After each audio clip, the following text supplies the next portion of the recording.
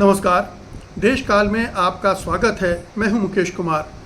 दोस्तों, मोदी सरकार में गजब की चीज़ें हो रही हैं और इसकी एक ताज़ा मिसाल है विदेश मंत्री जयशंकर का बयान। विदेश मंत्री जयशंकर का बयान इसलिए विवाद में है, कंट्रोवर्सी में है कि उसको लेकर करीब 48 घंटे बाद पीआईबी ने, प्रेस इन्फॉर्मेशन ब्यूरो ने खंडन जारी किया है, उसे भ्रामक बताया है और कहा गया है कि विदेश मंत्री को मिसकोट किया गया है। अब आप सोचिए, 48 घंटे तक ये सरकार सोती रहती है और वो बयान भी कोई ऐसा वैसा बयान नहीं है जिस पे तरफ किसी का ध्यान न गया हो, जिस पर किसी ने तवज्जो न दी हो। वो 48 घंटे से सोशल मीडिया पर, तमाम ट्विटर हैंडल पर, यहाँ तक कि मैंने भी उसका इस्तेमाल किया और सवाल खड़े किए लोगों ने कि आखिरकार जयशंकर ने और भारत सरकार ने ऐसा किया क्यों। मैं आपको बता दूं कि जयशंकर ने जो कुछ कहा है वो भारतीय कूटनीति, भारतीय रणनीति और भारतीय विदेश नीति के बारे में ये बताता है कि उसका दिवाला पिट गया है, उसका दिवालियापन निकल गया है। वहाँ कोई सोच समझ वाला व्यक्ति नहीं रह गया है जो ठीक ढंग से फैसले भी ले सके। जयशंकर ने कहा क्या है? जयशंकर ने कहा है कि ऑपरेशन सिंदूर शुरू करने के पहले, यानी टेररिस्ट कैंप पर हमला करने से पहले पाकिस्तान सरकार को बता दिया गया था कि हमला करने जा रहे हैं। अब ये कमाल की बात है, युद्ध में सरप्राइज़ का अपना महत्व होता है। अगर वो सरप्राइज फैक्टर निकाल देते हैं तो फिर रहता क्या है, क्योंकि तब तो दुश्मन तैयार हो जाता है, अपनी तैयारी कर लेता है। उसने तैयारियां कर ली होंगी। वो जो 9 टेररिस्ट कैंप हैं, क्या वहाँ फिर वो लोग रह गए होंगे जिन्हें मारने के लिए ये हमला गया था? राजनाथ सिंह बेशक कहें कि हमने 100 आतंकवादियों को मार दिया गया, लेकिन इस पर कोई भरोसा अगर नहीं कर रहा है तो इसीलिए नहीं कर रहा है कि पहले से ही ढिंढोरा पीटना शुरू कर दिया था। पाकिस्तान को मालूम था कि अगले 24 से 36 घंटे में भारत हमला करने वाला है, और कहाँ हमला करने वाला है ये भी पाकिस्तान के हुक्मरान बता रहे थे, और अब तो भारतीय विदेश मंत्री ने ही स्वीकार कर लिया था। अब जबकि इसको लेकर चारों तरफ अफरा तफरी मच गई और सब सवाल पूछने लगे, राहुल गांधी ने भी सवाल कर दिया कि ज़रा बताइए हमें कि हु ऑथोराइज्ड इट, यानी पाकिस्तान को हमला पाकिस्तान पर किया जा रहा है, इसकी जानकारी पाकिस्तान को देने का अधिकार किसने दिया? विदेश मंत्री को अगर उन्होंने इन्फॉर्म किया था, रक्षा मंत्री को अगर उन्होंने इन्फॉर्म किया था, राष्ट्रीय सुरक्षा सलाहकार को अगर उन्होंने इन्फॉर्म किया था, तो क्या प्रधानमंत्री मोदी ने उनसे कहा था? किस स्तर पर यह फैसला लिया गया और क्यों लिया गया, क्यों पर हम बाद में आएंगे। फिर दूसरा सवाल उन्होंने खड़ा किया, how many aircraft did our air force loss as a result, कितने हमारे एयरक्राफ्ट को नुकसान हुआ ये प्रियर इन्फॉर्मेशन पाकिस्तान को देने की वजह से। तो आपने पाकिस्तान को पहले से ही बता दिया कि हम हमला करने जा रहे हैं। अब क्यों का सवाल यहाँ उठता है कि क्यों बता दिया? क्या आपको लग रहा था, जैसा कि जयशंकर के उस साउंड बाइट से पता चलता है कि उन्हें लग रहा था कि वो हमला करेगा भारत और पाकिस्तान रिटेलिएट नहीं करेगा, पाकिस्तान जवाब नहीं देगा। तो ये दोनों ही अपने आप में भारतीय विदेश नीति, भारतीय कूटनीति और रक्षा नीति, तीनों के बारे में एक ये भाव पैदा करता है कि कितने भोले लोग हैं कि आप किसी दूसरे देश पर हमला करने जाएंगे, उनके ज़मीन पर हमला करेंगे और वो देश अपने स्वाभिमान को, अपनी संप्रभुता को किनारे रखकर आपको ये मज़े से करने देगा और कोई जवाब भी नहीं देगा। उस देश की सरकार को, उस देश की आर्मी को, फौज को, वहाँ की जनता को जवाब देना होगा ना कि ये कैसे हो गया, और अगर हो गया था तो आपने क्या किया, आपने क्यों जवाब नहीं दिया। तो ये तो बहुत ही 5वीं क्लास का बच्चा भी समझता है कि वो किसी को एक झापड़ मारेगा तो दूसरा भी उसकी गाल पर धरेगा। ये सामान्य नियम है। और जहाँ देश की प्रतिष्ठा दांव पे लगी हो, देश का गौरव दांव पे लगा हो, तो भला कोई देश क्या पीछे हटेगा।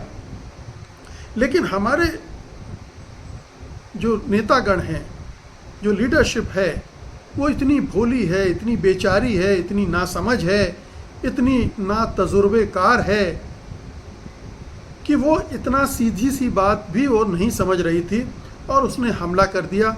जवाब में हमला हुआ और हमला बढ़ते बढ़ते इस स्टेज पर पहुंच गया जहां डोनाल्ड ट्रंप को हस्तक्षेप करने का मौका मिल गया, या पाकिस्तान ने उसको इस तरह से एस्केलेट किया कि वो इस इतनी बड़ी चिंता पैदा करने लगा कि अमेरिका को दखल देने का मौका मिल गया।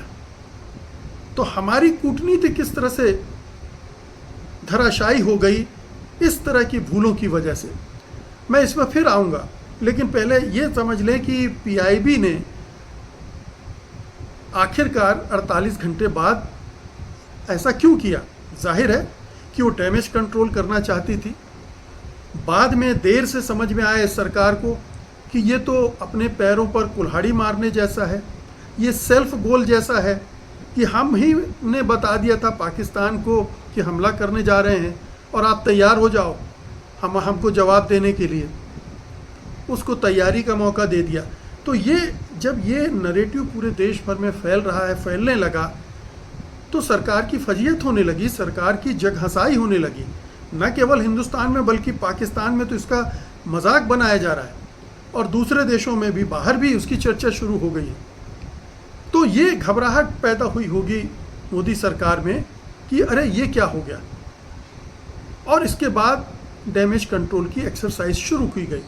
अब डैमेज कंट्रोल की एक्सरसाइज में पीआईबी ने तरह तरह के तर्क देने शुरू किए जो कि कहीं से लॉजिकली करेक्ट नहीं लगते हैं। वो जो फैक्ट है वो उसके हिसाब से ये फैक्ट चेक है, लेकिन वो फैक्ट से मैच नहीं करता है पीआईबी का ये दखल या इसका खंडन। क्योंकि ये 15 तारीख की शाम को 4 एजेंसी ऐसी हैं या न्यूज़ चैनल ऐसे हैं जिन्होंने जयशंकर के इस बयान को रिकॉर्ड किया था। ANI, PTI, IANS और DD न्यूज़, उनके कैमरे भी नज़र आ रहे थे, उनके माइक आईडी भी उस वीडियो में नज़र आ रहे थे और उसको जगह जगह अपलोड किया गया। इसे बीजेपी ने अपने आधिकारिक हैंडल पर भी अपलोड किया और वो लंबे समय तक, यानी तकरीबन 30-32 घंटे तक वहाँ पर रहा। अब ये सोचिए कि विदेश मंत्री ने बयान दिया है, दूसरों को तो छोड़ दीजिए, सत्तारूढ़ दल भी अपने ट्विटर हैंडल पर उसको डाले हुई थी। ये 1.5 मिनट का बयान था जो बीजेपी ने अपने ट्विटर हैंडल पे डाला था और ये 5:45 बजे तक उसके हैंडल पर पड़ा हुआ था। अब जो बयान वीडियो में है, जो सर्कुलेट हो रहा है चारों तरफ से, या तो आप पीआईबी ये कहती कि ये फैब्रिकेटेड है, ये फेक है, ये AI जनरेटेड है, ऐसा कुछ कहती कि भाई ये वीडियो ही गलत है। ये पीआईबी नहीं कह रही। पीआईबी कह रही कि उनको मिसकोट किया गया है या कॉन्टेक्स्ट से हट के दिखाया गया है या मिसगाइड किया जा रहा है। अरे भाई, आपके विदेश मंत्री का बयान है, विदेश मंत्री इस बारे में क्यों सफाई नहीं दे रहे हैं? वो चुप क्यों हैं? वो क्यों नहीं बोल रहे हैं कि ये बयान हमने नहीं दिया है या मेरे बयान का ये मतलब था, मेरे बयान का गलत अर्थ निकाला गया है? लेकिन वो ऐसा कर नहीं सकते क्योंकि वो रिकॉर्डेड है। वो पूरी लाइनों को कैसे बदलेंगे? क्योंकि बहुत ही स्पष्ट है वो बाइट, उसमें बिल्कुल साफ साफ कहा गया है कि हमने पाकिस्तान को हमले के पहले बता दिया था कि हम उनके टेररिस्ट कैंप पर हमला करने जा रहे हैं।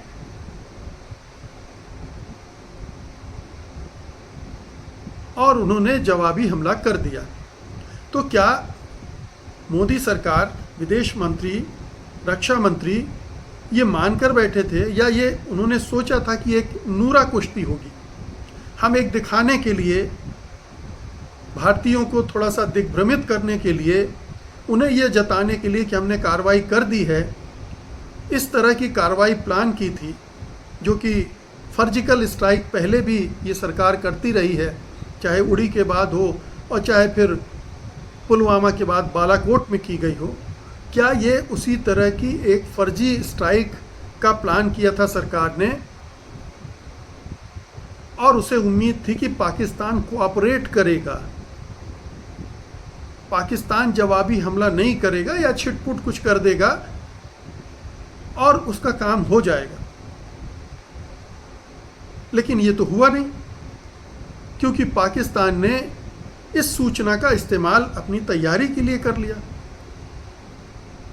उन टेररिस्ट कैंप को निश्चित रूप से उसने खाली कर दिया होगा, करवा दिया होगा, सारे आतंकवादियों को सुरक्षित जगह पर भेज दिया होगा, अपनी एयरफोर्स को रेडी कर दिया होगा, अपने जो भी डिफेंस के सिस्टम से उनको रेडी कर दिया होगा। हालांकि वो टेररिस्ट कैंप पर हमारे मिसाइल हमलों को रोक नहीं पाए, उन पर निशाने लगे, वो ध्वस्त हुए। नुकसान कितना हुआ और कितने आतंकवादी मारे गए, इसको लेकर कोई हमारे पास तथ्यगत जानकारी नहीं है, लेकिन ये पाकिस्तान ने भी स्वीकारा है कि उन पर हमला हुआ है। तो इसमें तो कोई संदेह नहीं कि ये भारतीय सेना ने बहुत सधी हुई कार्रवाई की थी। लेकिन हमारी जो कूटनीति है, हमारी जो विदेश नीति और रक्षा नीति है, इसके लिए तैयार नहीं थी कि अगर ऐसा हुआ तो क्या होगा। जबकि कोई भी हमला जब किया जाता है तो उसके बाद में क्या क्या नताइज निकल सकते हैं, किस किस तरह से रिएक्शन आ सकते हैं और उनको कैसे कैसे हैंडल किया जाना है, उतने दूर तक की स्ट्रेटजी बनाई जाती है। लेकिन जाहिर है कि यहाँ कोई स्ट्रेटजी थी नहीं। पूरी विदेश नीति का मानसिक दिवालियापन यहीं दिख गया, और यही वजह थी कि पाकिस्तान उसको उस हमले के बाद लगातार एस्केलेट करता गया, और इतना एस्केलेट किया कि भारत ने फिर अपनी मिसाइलें दागी उनके एयर बेसिस पर, सरगोदा में, नूर खान में, जहाँ पर जिसके पास किराना पहाड़ी में न्यूक्लियर बम का भंडारण किया गया है ऐसा बताया जाता है। और उससे फिर चिंता पैदा हुई, यह चिंता को बढ़ा चढ़ाकर पाकिस्तान ने अमेरिका को कन्वे किया कि ये तो अब परमाणु युद्ध की तरफ बढ़ रहा है मामला, और फिर उस समय अमेरिका को मौका मिल गया और उसने हस्तक्षेप कर दिया इस पूरे घटनाक्रम में। और उसके बाद तो हमारी कूटनीति पूरी तरह से ध्वस्त हो गई, विदेश नीति का अता पता नहीं। पाकिस्तान लगातार इसका फ़ायदा उठाता रहा और उसने फ़ायदा अच्छे से उठा लिया, क्योंकि अमेरिका ने जब हस्तक्षेप किया, ट्रंप ने जिस तरह से उसकी घोषणा की, विदेश मंत्री मार्को रूबियो ने जिस तरह से घोषणा की, उसमें साफ हो गया कि भारत सरकार तो सकते में है, सदमे में है। उसको तो कुछ समझ में ही नहीं आया कि हो क्या गया रात भर में, और अगले दिन अचानक सीज फायर की घोषणा करनी पड़ गई। अमेरिका की इस भूमिका को कैलकुलेट करके हमारी विदेश नीति नहीं चल पाई। उसने ये कैलकुलेट करने में बड़ी भारी चूक कर दी कि ये मामला एस्केलेट होकर इस लेवल तक जा सकता है जहां हमारे कंट्रोल में ही चीज़ें नहीं रह जाएंगी। और यही प्रॉब्लम बढ़ते बढ़ते यहाँ तक पहुँच गई कि ट्रंप महोदय ने कह दिया कि हम भारत पाकिस्तान के बीच मध्यस्थता करेंगे, ब्रॉडर इश्यूज पर मध्यस्थता करेंगे, और फिर तो कश्मीर का नाम लेकर भी उन्होंने ये बात कह दी और बार बार दोहराई भी है। तो आप सोचिए कि अगर कोई सरकार जिसकी विदेश नीति इतनी खोखली हो, जिसके पास कोई कूटनीति का प्लान ना हो, जिसकी रक्षा नीति में इतने बड़े बड़े गड्ढे हों कि वो भविष्य को सोच कर प्लान करके अपनी तैयारी न रख सके, वो हमें कितनी बड़ी मुसीबत में फंसा सकती है, बल्कि फंसा दिया है इस पूरे मामले में। ये बहुत दुर्भाग्यपूर्ण है। ये इतना बड़ा मामला है कि जयशंकर को तुरंत इस्तीफा देना चाहिए। रक्षा मंत्री राजनाथ सिंह को तुरंत पद छोड़ देना चाहिए। ये दो लोग पूरी तरह से जिम्मेदार हैं। प्रधानमंत्री नरेंद्र मोदी तो हैं ही, राष्ट्रीय सुरक्षा सलाहकार डोभाल साहब हैं ही, लेकिन ये दो तो सीधे तौर पर जिम्मेदार हैं। ये पॉलिटिकल लीडरशिप है और ये दो महत्वपूर्ण मंत्रालय संभाल रहे थे इस क्रिटिकल जंक्चर में, इस संकट काल में, और इन दोनों ने देश के साथ धोखा कर दिया, देश को छलावे में रखा, भुलावे में रखा। अब ये चीजें इस पूरे प्रकरण से खुलकर सामने आ गई। इस सरकार ने देश को धोखा दिया है, ये साफ साफ दिख रहा है, क्योंकि वो एक नूरा कुश्ती लड़ने की कोशिश कर रही थी। वो पाकिस्तान को बताकर हमला कर रही थी और उसके बाद का उसके पास कोई प्लान नहीं था। नतीजा ये है कि आज हम ऐसी स्थिति में बैठे हैं जब पाकिस्तान भी हम पर हंस रहा है, दुनिया के दूसरे देश भी सोच रहे होंगे कि ये भारत की विदेश नीति क्या इस रसातल पर पहुंच गई है? क्या कूटनीति पूरी तरह से तबाह हो गई है? कोई सोचने समझने वाले लोग हमारे विदेश मंत्रालय में, रक्षा मंत्रालय में हैं नहीं क्या? क्या हमारी फौज को ये पता था कि पाकिस्तान को बताया जा रहा है, या उसको भी धोखे में रखा गया? और वो भी इस धोखे में थी, इसलिए उसने भी इस तरह की तैयारी नहीं की कि आगे हमें क्या करना है। ये भयानक है। आप समझ सकते हैं कि कितना संवेदनशील मसला है ये। जयशंकर का बयान अपने आप में बहुत विस्फोटक है। अब जो सब कुछ सामने आ रहा है उसके बाद सोच कर देखिए आप, तब आपको समझ में आएगा कि इतना सामान्य बात नहीं थी। कई लोग तर्क दे रहे हैं कि जब दो परमाणु शक्ति संपन्न देश आमने सामने होते हैं या एक दूसरे पर हमला कर रहे होते हैं, तो वो सूचनाओं का आदान प्रदान करते हैं ताकि कोई परमाणु दुर्घटना ना होने पाए। चलिए, अगर इस तरह का कोई प्रोटोकॉल होता है देशों के बीच में, तो फिर इसे पब्लिक करने की क्या ज़रूरत थी? जयशंकर को सरेआम ये बताने की क्या ज़रूरत थी कि हमने ऐसा किया है पाकिस्तान को बताकर?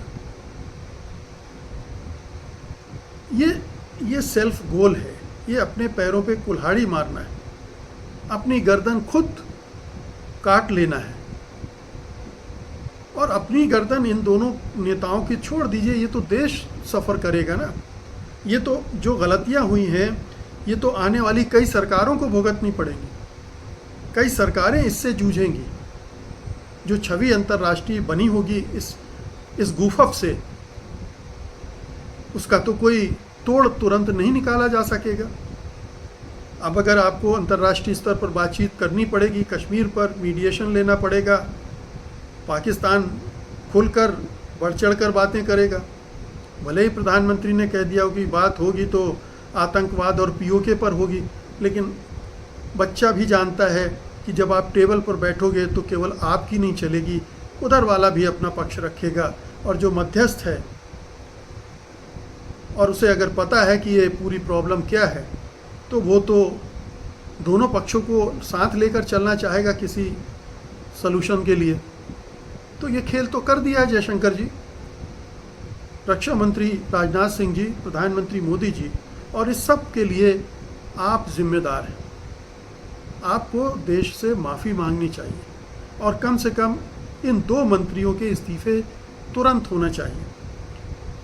हम जानते हैं कि इस सरकार में इस्तीफे नहीं होते हैं, इस सरकार में कोई अकाउंटेबिलिटी नहीं है, कोई ट्रांसपेरेंसी नहीं है, लेकिन फिर भी लोकतंत्र का तकाजा है और हम इस मौके पर कहेंगे कि सरकार ने ये चूक की है और इसकी भरपाई इस तरह से करनी चाहिए और फिर से सोचना चाहिए कि हमें अपनी विदेश नीति को दूरगामी लक्ष्यों को हासिल करने के लिए किस तरह गढ़ना है और रक्षा नीति में इस तरह की चूकें दोहराई ना जाएं, इसका भी इंतजाम करना होगा।